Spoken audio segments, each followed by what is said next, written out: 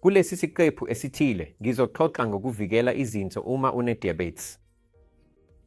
Okokuqala, qiniseka ukuthi amazinga akho e-glucose angaphakathi komgomo.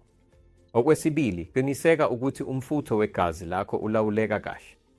Okwesithathu, qiniseka ukuthi ugcwele amanzi ngokwanele.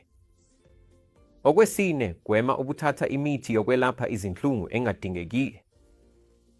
Okwesihlanu, ungathola ukuhlolwa kwegazi lakho ngezikhathi ezithile kuhlolwe udokotela wakho, njenge-serum creatinine kanye namaprotheni omchamo wakho ahlolwe ngezikhathi ezithile.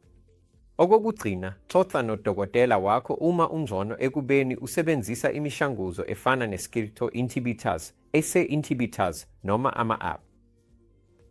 Futhi elinye izwi lesexwayiso: gwema ngokuphelele ukubhema ugwayi. Zinakekele